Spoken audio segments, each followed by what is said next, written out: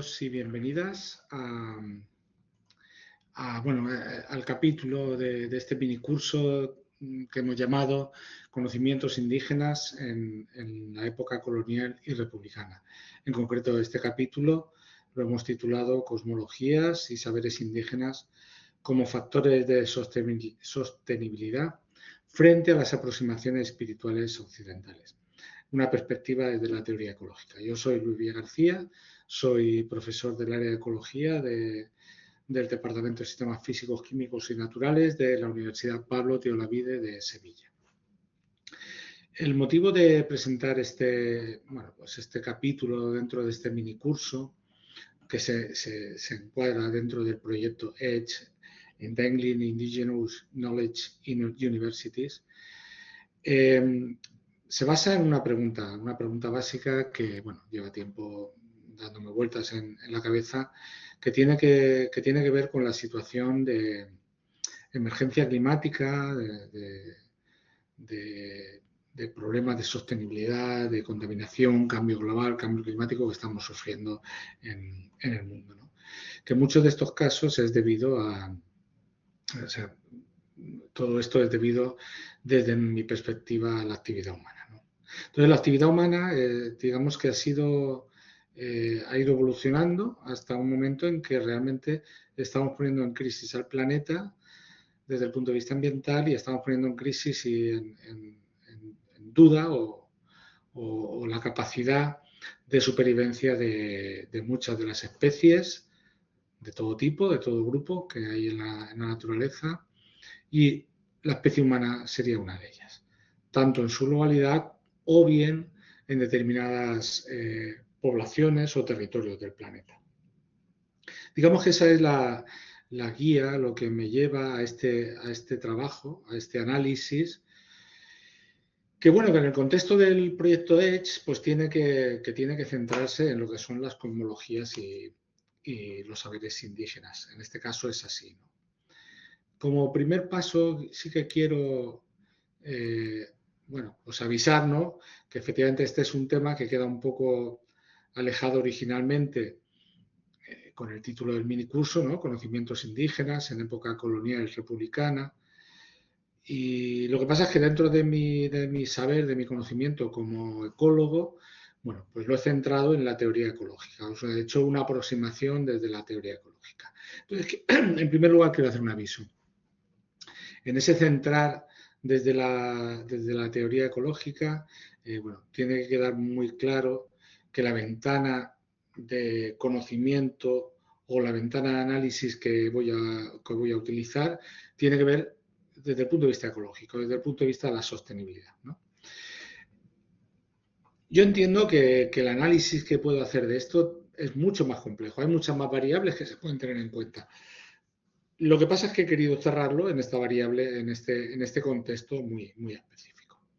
Y como tal, pues vamos a ir avanzando en este análisis, en esta explicación, que espero que sea del gusto de los asistentes a este minicurso. Así, pues efectivamente, la perspectiva desarrollista occidental, como indica esta diapositiva, la humanidad puede estar comprometiendo su futuro. Esta sería la introducción a este trabajo, ¿no? Comprometiendo la existencia de otras muchas especies, tanto animales como vegetales, hongos, de cualquier tipo. Y por supuesto, además de la propia humanidad. Como vemos aquí en estas diapositivas, estamos viendo dos posibles extremos dentro del desarrollo que de la humanidad hace del medio ambiente. Tendríamos, por un lado, pues el desarrollo de una gran ciudad hipertecnologizada, ¿no?, como sería la de la foto superior, o una pequeña comunidad indígena que podríamos encontrar en cualquier río del entorno del Amazonas, por ejemplo. Entonces, efectivamente, vemos que hay un contraste, un gran contraste. Dentro de la foto de arriba, lo que entendemos es que hay una agresión fuerte hacia el medio ambiente, tanto es así que el medio ambiente prácticamente no lo podemos ver, salvo en ese pequeño río o bahía, mientras que en el segundo caso, vemos lo que podemos entender o lo que quiere representar, que es una situación de desarrollo en un medio ambiente conservado. En ese sentido, vamos a hacer un análisis desde la teoría ecológica, ¿no? Y una primera aproximación que quiero tener en cuenta es, dentro de lo que sería el desarrollo de un territorio natural, la teoría ecológica entiende que podemos encontrarnos lo que se llama una sucesión natural. Una sucesión natural nos referimos a cómo el sistema, a cómo un ecosistema evoluciona desde una situación degradada, como es lo que vemos en esta imagen a la izquierda, y cuando digo degradada me refiero a dos posibilidades. Una, bueno, pues porque haya habido, bueno, pues el sistema no se ha generado hasta ahora porque ha habido un fuerte terremoto o ha habido un volcán o lo que sea, de forma que arrasó con todo lo anterior. Entonces estaríamos en ese polígono que encontramos a la izquierda, pero que con el paso del tiempo vemos como la naturaleza, como la vida se va implantando paulatinamente sobre él. Y eso lo vemos representado en los siguientes polígonos, ¿no? También vemos que si entendemos que hacia la derecha es el factor tiempo, cómo va desarrollándose, pues cada vez encontramos más especies arbustivas, más especies herbáceas, cómo estas van aumentando su porte y su tamaño. Y bueno, y podemos ver también en las últimas fotos como también la biodiversidad. Ahí lo que estamos observando es lo que llamamos una sucesión progresiva. El término sucesión en ecología hace referencia a eso, ¿no? Que siempre que haya recursos disponibles, agua, sol, nutrientes, espacio, pues la vida va tomando forma, ¿no? Y va aumentando el número tanto de individuos como especies diferentes que nos podemos encontrar. También dentro del contexto del desarrollo natural nos podemos encontrar, antes esta sucesión progresiva puede partir de una sucesión primaria, como he comentado hace un momento, un terreno arrasado, o bien que, bueno, pues tras un incendio, un proceso de contaminación, un proceso de cualquier tipo, haya una degradación en este sistema y por lo tanto nos encontremos con una sucesión regresiva. Esto es por sobreexplotación, por incendios, por algún tipo de catástrofe. Ese sistema, pues bien desarrollado, puede ir degradándose hacia estadios anteriores. A eso es lo que llamamos sucesión regresiva. Esta aproximación que vemos ahí y en ecología también podemos darle podemos calificarla de otra forma, ¿no? Podemos decir, como veis ahí, como vemos ahí, el factor tiempo hay que tenerlo considerándolo, ¿no? Que es hacia la derecha, el factor tiempo va avanzando, pero también podemos decir que en esta secuencia temporal, espacial y temporal, la biodiversidad, lo que llamamos biodiversidad, se va desarrollando hacia la derecha. Hay más biodiversidad según vamos avanzando en este esquema hacia la derecha y menos biodiversidad según vamos hacia la izquierda. Hay una idea bastante generalizada de lo que significa biodiversidad, ¿no? Una forma de entender la biodiversidad, y ya veremos que aquí la vamos a poner en cuestión, es que decimos que un espacio, un territorio tiene más biodiversidad, es cuando hay más individuos de cualquier tipo de especies y más especies diferentes. No voy a cuestionar esto, pero posteriormente voy a ampliar esta idea, porque yo creo que el concepto de biodiversidad puede ser un poquito más complejo. También desde el punto de vista de la ecología, de la teoría ecológica, hablamos de que este sistema acumula información hacia la derecha o va perdiendo información si su desarrollo es hacia la izquierda. O sea que hay dos terminologías que podemos utilizar, biodiversidad e información. Nuevamente, esto lo voy a considerar un poquito más adelante con más detalle. También podemos hablar de complejidad. Es un sistema más complejo en nuestro desarrollo hacia la derecha y es menos complejo en este desarrollo hacia la izquierda. Aquí sí que puedo hacer una pequeña inferencia cuando hablamos de complejidad. Cuando hablo de complejidad me refiero sobre todo a, pues que al tipo de interacciones que se producen entre los organismos y el medio, pues es más variado y más complejo. Esto es, se pueden dar cada especie pues tiene una función ecológica en su sistema, pero no es una función ecológica que solo desarrolle ella. Esta función ecológica puede ser desarrollada por distintas especies, puede ser desarrollada en distintos momentos. El tipo de interacciones que pueden darse entre los distintos organismos pueden ser de, bueno, de competencia, de depredación, de mutualismo, distintos tipos, ¿no? Todo este tipo de interacciones pues, supondrán que el sistema sea más complejo. Como he dicho antes, voy a analizar en la siguiente diapositiva el concepto de biodiversidad. No solo como un concepto biológico en el cual entendemos que un espacio es muy biodiverso si tiene muchas especies en juego o muchos individuos de especies determinadas, sino quiero que lo entendamos también como un concepto cultural, ¿no?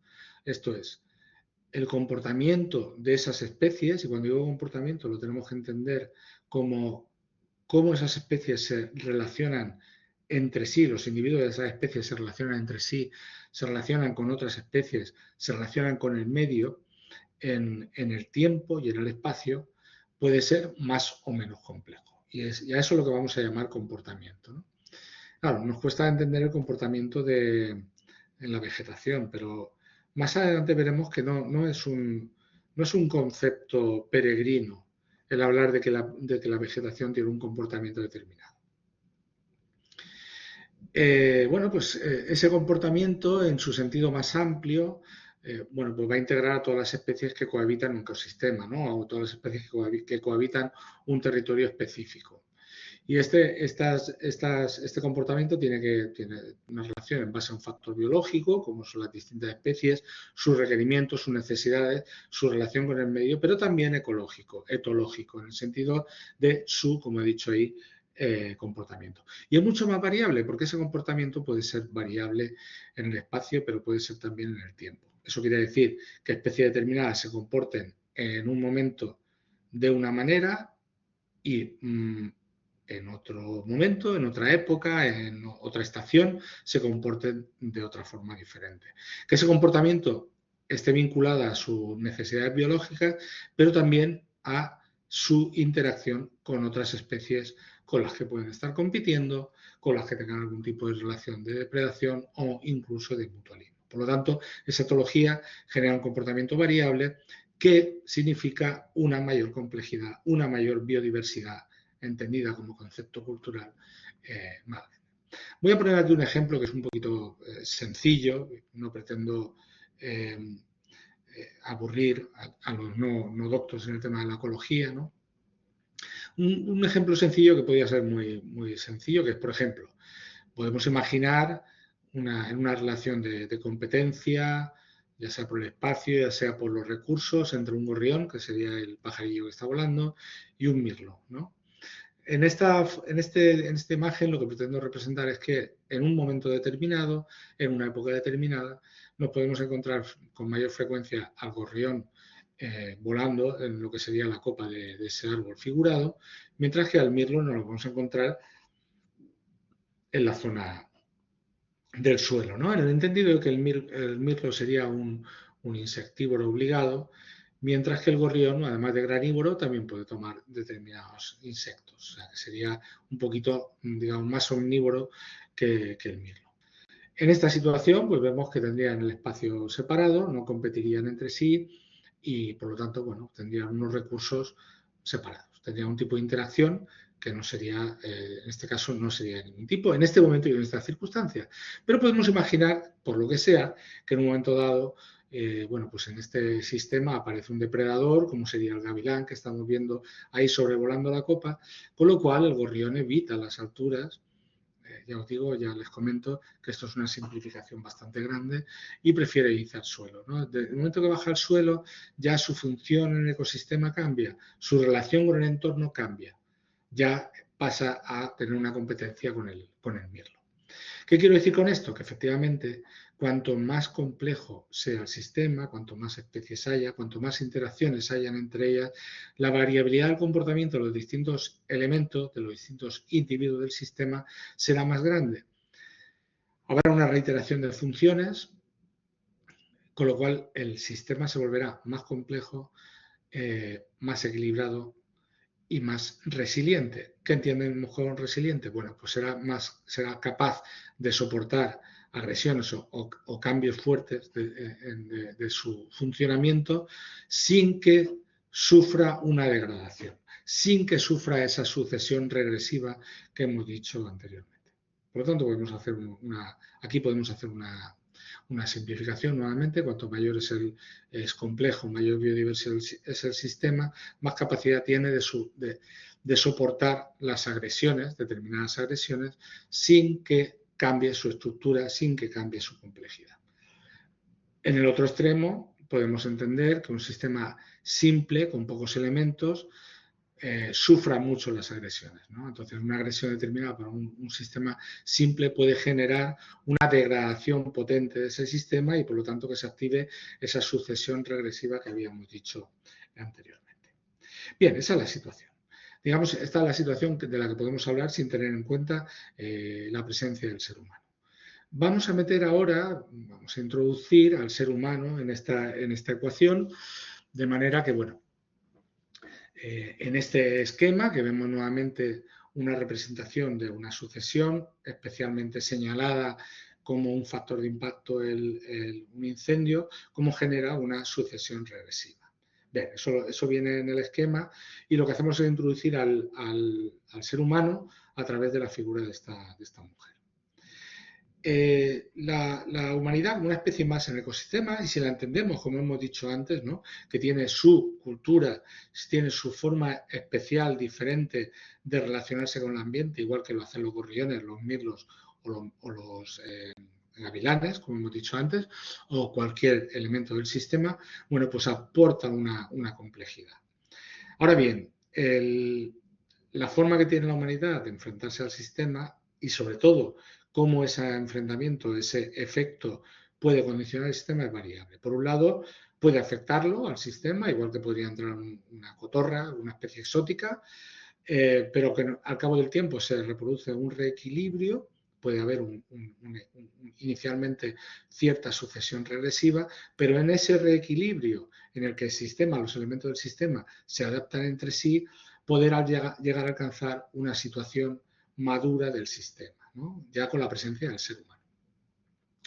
Esa sería esta situación. Nos podemos encontrar, por el contrario, bueno, pues que la actuación humana tiene un efecto muy potente, ¿no?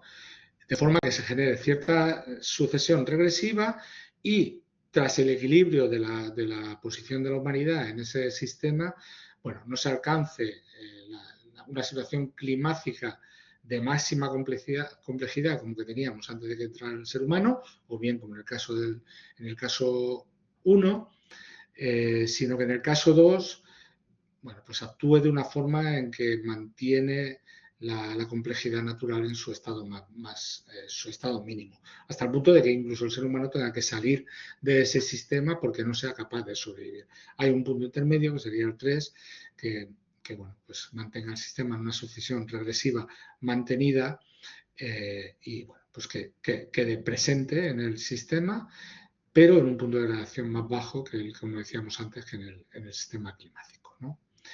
Esta simplificación, porque es una simplificación, podemos extremarla y podemos decir que, bueno, por ejemplo, la situación 1 y 3 podrían ser la situación que generan naciones indígenas, comunidades originales y campesinas, en las que, bueno, pueden desarrollar, pueden crecer esas poblaciones, pero mantenerse con cierto equilibrio con el medio, ¿no? Manteniéndose, como ya os digo, en la posición 1 de una complejidad máxima, de una resiliencia máxima, una situación intermedia, que sería la 3, en el que la complejidad no es tan grande y por lo tanto la resiliencia del sistema es menor.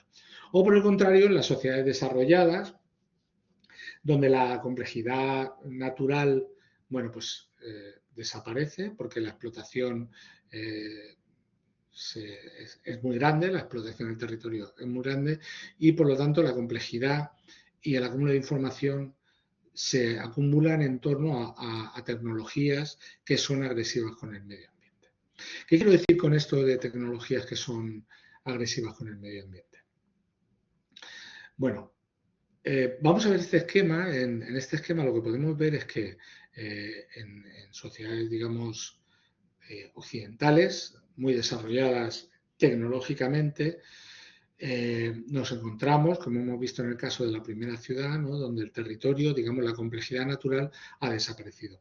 No hay prácticamente biodiversidad, hay muy pocas especies naturales. Las especies naturales que hay están domesticadas, tienen que ver con cultivos, tienen que ver con ganado específico para la alimentación humana, con cultivos que si en el caso extremo son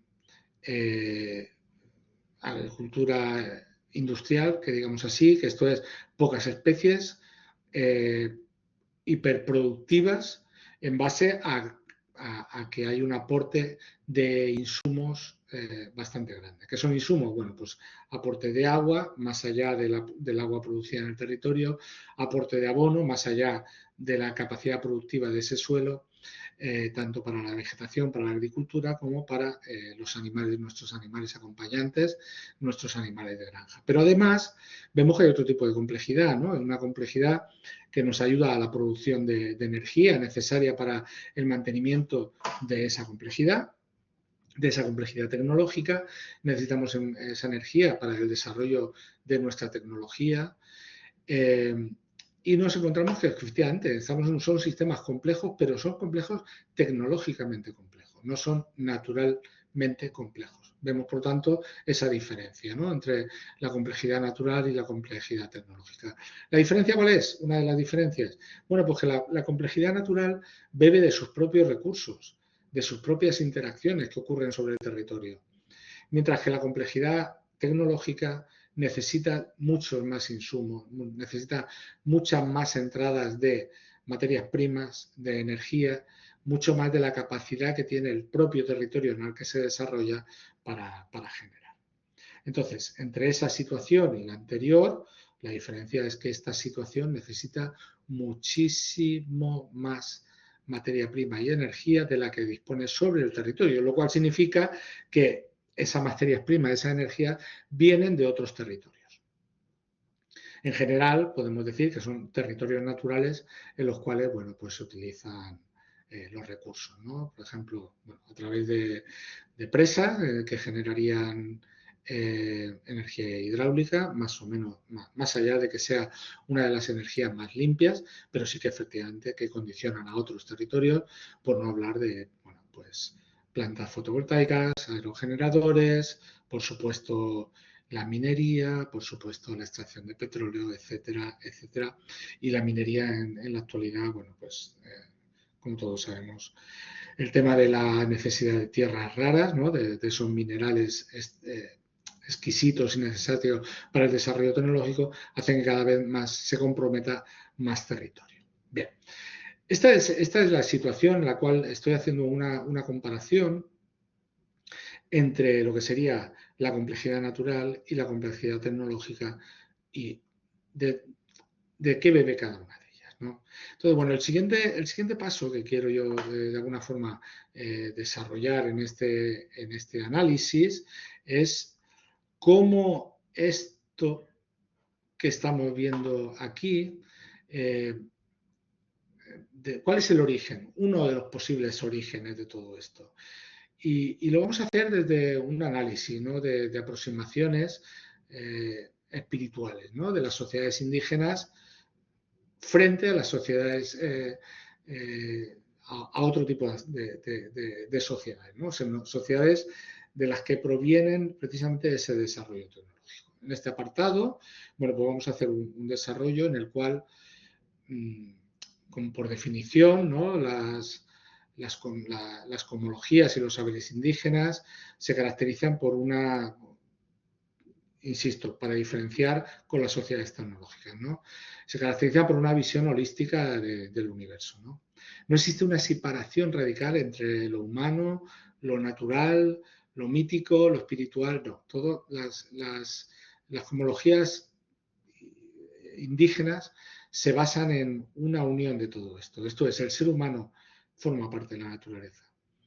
La naturaleza es el ser humano es uno más dentro de esa naturaleza. Y como he dicho antes, bueno, pues aporta diversidad, aporta complejidad, etcétera, etcétera.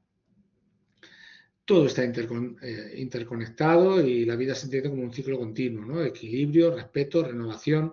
Así es como las antiguas, bueno, por lo menos digamos las cosmovisiones indígenas funcionan. En ese contexto, y vamos a hablar de la parte espiritual, ¿no?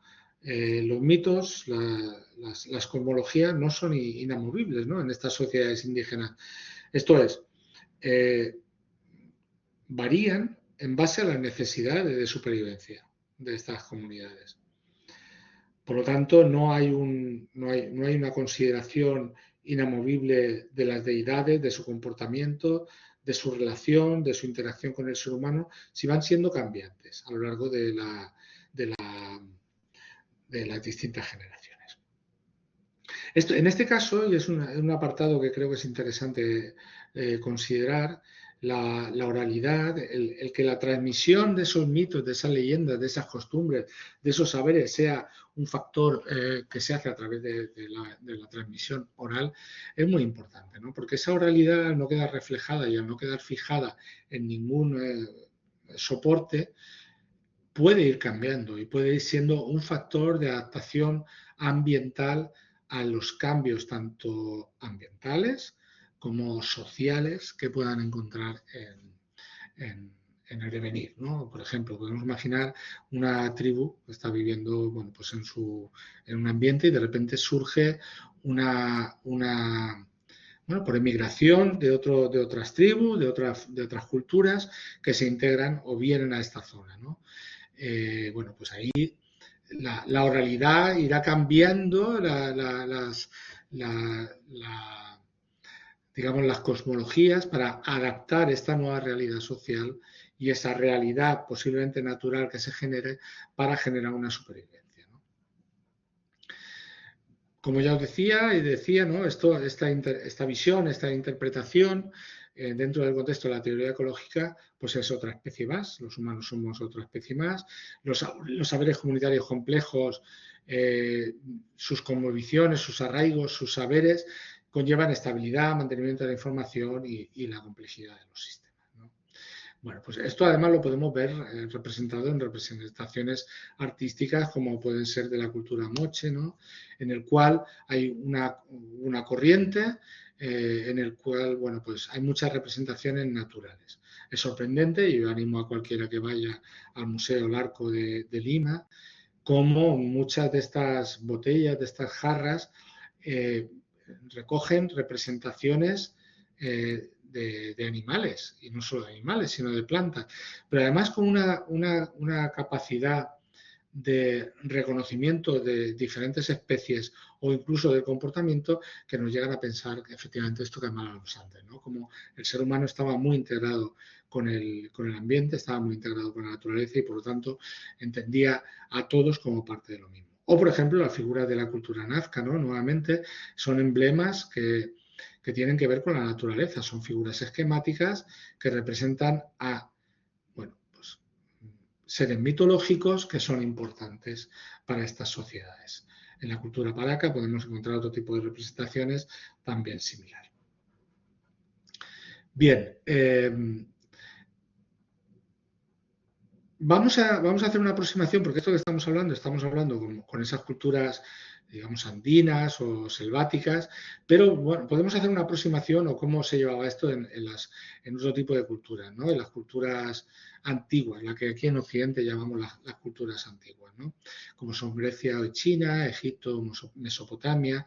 Bueno, pues un análisis bibliográfico nos dicen que en esas culturas, tanto en Grecia, en China, como Egipto y Mesopotamia, aunque el hombre tiene una preponderancia, pero la naturaleza es sagrada, sigue siendo algo sagrado, ¿no? Es peligrosa, el hombre depende de ella y los dioses también dependen de ello. Entonces los dioses están muy representados en todo ella.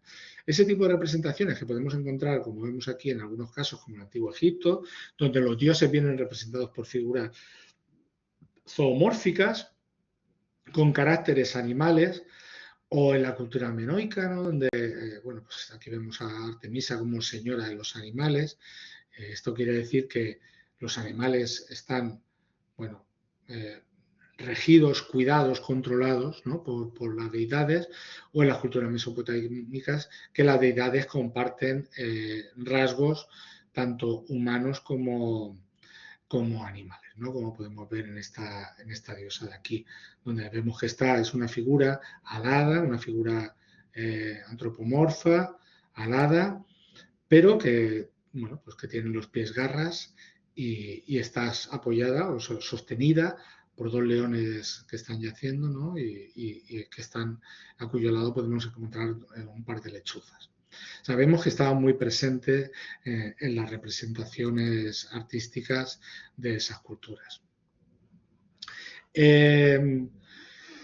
Si ahora analizamos esto desde el punto de vista, bueno, si contraponemos, ¿no? Lo que sería la espiritualidad de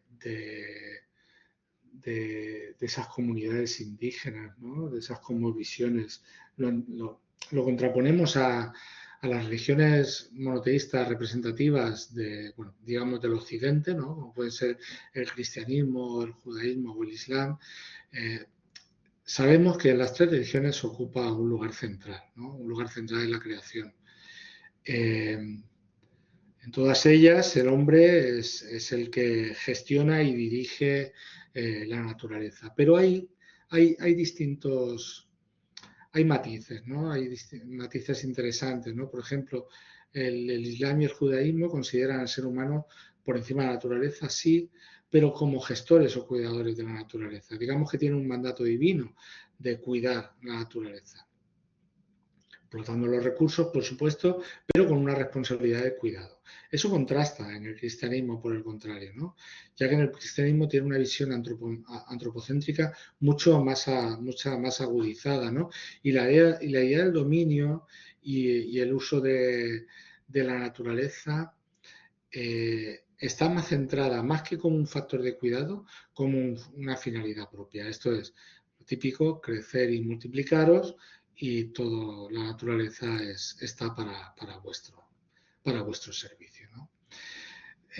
Podemos decir que hay ciertas representaciones. Fijaros, aquí ya cambia un poquito las representaciones que he elegido para representar cómo estas espiritualidades representan la naturaleza. Por un lado vemos en el Islam, ¿no? Como, bueno, pues ese cuidado que decíamos que se tiene en cuenta, pues podemos verlo representado en el diseño de los jardines, en la presencia del agua como un factor de vida, en la diversidad de plantas, en ese cuidado, ¿no? Mientras que las representaciones cristianas que solemos ver siempre se centran más, pues, en la divinidad, una divinidad antropomórfica, única y exclusivamente, y en la que rara vez aparecen animales o plantas, y si lo hacen siempre es al servicio de la humanidad. Hay casos específicos, ¿no? Por ejemplo, pues la paloma, que tiene cierta representación en la cultura, en la espiritualidad cristiana, o el cordero, pero siempre son representaciones muy puntuales. Bueno, aquí vemos los jardines de la Alhambra y vemos Nuestra Señora de Belén, una pintura anónima del siglo XVII que pertenece a la escuela cuzqueña. Y en este caso concreto, aquí vemos cierto sincretismo, porque la figuración de Nuestra Señora de Belén viene representando ese formato, vamos a llamar piramidal, triangular, que además también representa a la Pachamama, ¿no? En un momento es una representación criolla y mestiza. Bien, ¿dónde quiero llegar con todo esto? Bueno, voy a avanzar un poquito más, ¿no? También quería hablar de los saberes, cómo se confrontan los saberes tradicionales frente a la ciencia occidental. Hay una confrontación bastante clara, ¿no? Porque hay un conflicto entre los sistemas de saberes tradicionales, ¿no? Las creencias, los mitos, las explicaciones cosmológicas, y la ciencia occidental. La ciencia occidental tradicional explica o intenta explicar la realidad por medio de aproximaciones, ¿no? En base a la medida y a la explicación de variables controladas. mientras que los sistemas de saberes se basan en la experiencia y en la síntesis de experiencias complejas, como hemos dicho antes, volubles, cambiantes y que rinden explicaciones basadas en esferas físicas, pero también psicológicas y sensoriales, ¿no? Que esas experiencias psicológicas y sensoriales son interpretadas como subjetivas por la ciencia occidental y, por lo tanto, desechadas por esa ciencia occidental. Esto es, la ciencia occidental necesita variables medibles, fácilmente medibles, cuando lo que estamos hablando de tradiciones que son muy complejas y son muy difíciles de concretar en ese tipo de variables con las que la ciencia occidental, vamos a llamar la ciencia occidental, trabaja, ¿no? Pues eso es, en la transmisión oral de los saberes tradicionales, pues hablamos de la caza, de la pesca, de los aprovechamientos agrícolas, de las culturas ancestrales como la poda, la selección de semillas, el descorche, ese tipo de tradiciones que no solo nos hablan de culturas indígenas, sino nos hablan también de actividades humanas de Occidente, ¿no? Pero que fíjense, todas ellas se basan en lo mismo, en la transmisión oral, en la transmisión de generación en generación de cómo adaptarse a esa naturaleza. La ciencia, por otro lado, se ha dirigido a la adaptación a las circunstancias ambientales, pero basada en la productividad por medio de un rendimiento, ¿no? Apoyado en la tecnología y en sistemas que precisan de grandes insumos, ¿no? Que como habíamos dicho antes, es una cultura que tiene que ver con lo tecnológico. Y de ahí surge esa confrontación. Esa confrontación que en algunos casos, y vamos a ver algún ejemplo, y no es solo uno, voy a poner un ejemplo, pero efectivamente en muchos casos ese tipo de confrontación se diluye en un diálogo en el que los saberes ancestrales permiten convivir con la explicación científica, ¿no? Un caso concreto del que quiero hablar es que hoy en día se sabe que los árboles no viven aislados ni compiten únicamente entre sí, ¿no? Sino que forman comunidades interconectadas. Esto se sabe ya a través de determinados estudios, ¿no? Y es que a través de redes subterráneas de hongos, los árboles intercambian, cuando digo árboles digo plantas, ¿no? Nutrientes, agua, señales de alerta, se ayudan en momentos de estrés, como sequía o enfermedades. Y ya no hablamos de árboles de la misma especie, sino que hablamos de árboles de diferentes especies. Ese tipo de conexión, ese tipo de equilibrio, lo que genera es un fortalecimiento del sistema, ¿no? Existen árboles madre que desempeñan un papel clave al apoyar el crecimiento de los jóvenes y mantener la salud del ecosistema, ¿no?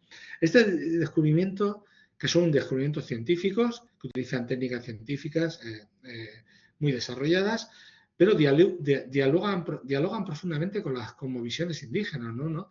Que desde siempre conciben la naturaleza como una red de relaciones vivas, donde plantas, animales, seres humanos y territorio están interconectados entre sí.